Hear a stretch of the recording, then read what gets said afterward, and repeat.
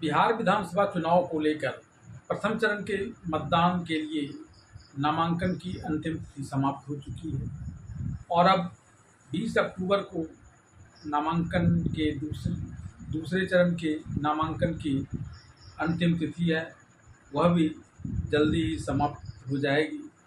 लेकिन अभी तक महागठबंधन के घटक दलों के बीच सीट शेयरिंग का कोई फार्मूला तय नहीं हो पाया। इस दौरान आरएलजेपी के नेता पशुपति कुमार पारस ने महागठबंधन में आते आते इसमें आने से तौबा कर ली, तो वहीं आज 18 अक्टूबर को लंबे समय तक महागठबंधन में अपनी सीटों की बाट जोते जोते जेएमएम ने इसे निकलकर 6 सीटों पर लड़ने का अपना दावा पेश कर दिया।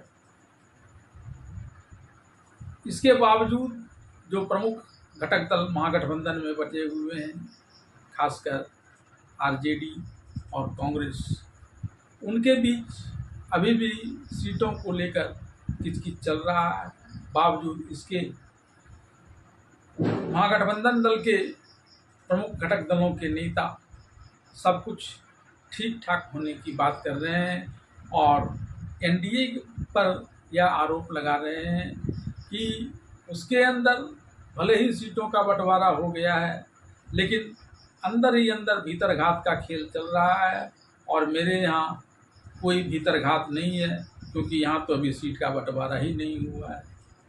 हाँ, ये ज़रूर दावा किया जा रहा है कि अंदर ही अंदर सारी बातें तय कर ली गई है, प्रकाश में भले ही नहीं लाया जा रहा है, लेकिन अंदर अंदर सब कुछ ठीक ठाक है। और वे बातें तब कही जा रही हैं जबकि प्रमुख घटक दलों के नेता ने प्रथम चरण के नामांकन को लेकर कई सीटों पर अपने अपने उम्मीदवार उतार दिए हैं और अगर इन लोगों ने अपने नाम वापस नहीं लिए तो चुनाव में ये एक दूसरे को ललकारते हुए नजर आएंगे, न कि एनडीए से लड़ते हुए। आइए जानते हैं महागठबंधन के इस खींचतान पर एक पूरा रिपोर्ट। शुक्रवार को बिहार विधानसभा चुनाव के लिए पहले चरण का नामांकन समाप्त हो जाने के बावजूद महागठबंधन में अभी भी सीटों को लेकर समझौता नहीं हो पाया है। कांग्रेस ने तो कम से कम अपने 48 उम्मीदवारों की सूची जारी भी की, लेकिन आरजेडी ने तो अब तक कोई आधिकारिक सूची जारी भी नहीं की है। पहले चरण में 121 सीट पर चुनाव होना है और महागठबंधन के 127 प्रत्याशियों ने नामांकन दाखिल किया है।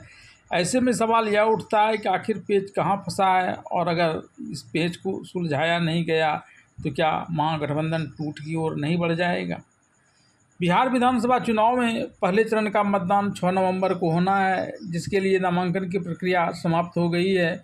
बावजूद इसके महागठबंधन में अब तक सीटों को लेकर एक समझौता नहीं हो पाया, जिसकी वजह से कई सीटों पर महागठबंधन के 2 प्रत्याशियों ने नामांकन दाखिल कर दिया है। इस स्थिति में महागठबंधन का भविष्य क्या होगा, इस बारे में बात करते हुए आरजेडी के प्रवक्ता चितरंजन गगन ने कहा कि कहीं कोई दिक्कत नहीं है, महागठबंधन एकजुट है और पूरी उम्मीद है कि नामांकन वापस लेने की तारीख से पहले सब कुछ स्पष्ट हो जाएगा।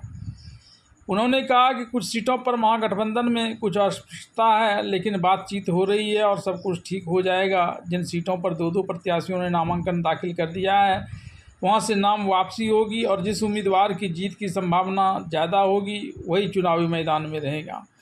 शुक्रवार को आरजेडी की ओर से 71 प्रत्याशियों ने नामांकन दाखिल किया है। जल्दी ही सब कुछ स्पष्ट हो जाएगा। महागठबंधन में सीटों को लेकर किसी भी तरह का विवाद से इनकार करते हुए उन्होंने कहा कि हर पार्टी यह चाहती है कि वो अधिक से अधिक सीट पर चुनाव लड़े, यह बिल्कुल स्वाभाविक बात है, लेकिन बातचीत में जिसकी जीत सुनिश्चित प्रतीत होगी वही चुनावी मैदान में रहेगा। यह बात पूरी तरह से गठबंधन के अंदर स्पष्ट है।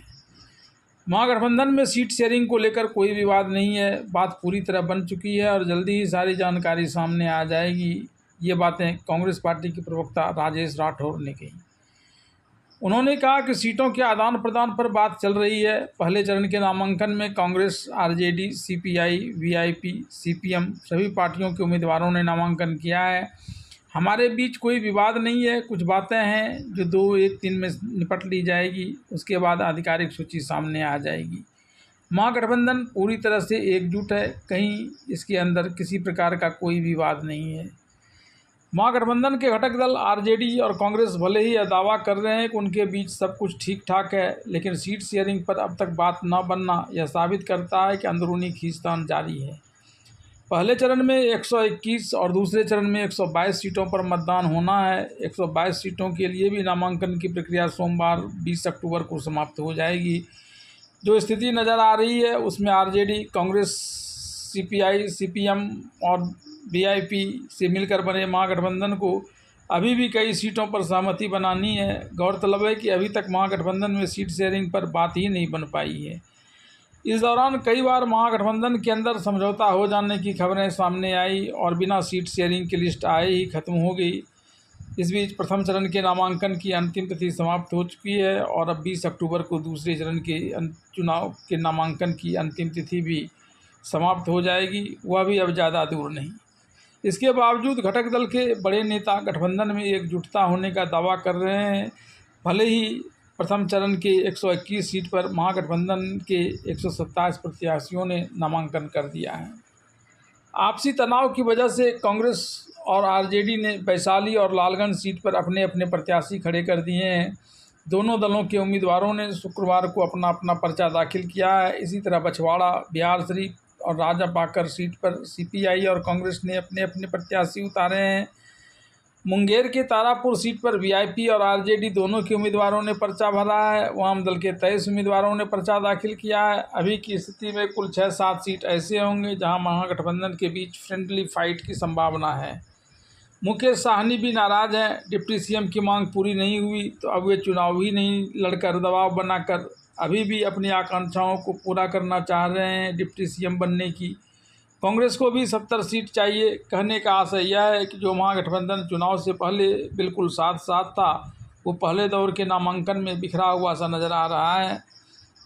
इस बीच महागठबंधन को 1-2 झटके भी लगे हैं। पहले पशुपति पारस के नेतृत्व वाली आरएलजेपी जो दलित वोटों को उनके पक्ष में ला सकती थी, उसने इस गठबंधन में आते आते इसमें आने से मना कर दिया और आज 18 अक्टूबर को जेएमएम जो आदिवासी वोटों को इस महागठबंधन में शिफ्ट करा सकती थी, उसने भी महागठबंधन से अलग होकर 6 सीटों पर चुनाव लड़ने की घोषणा कर दी।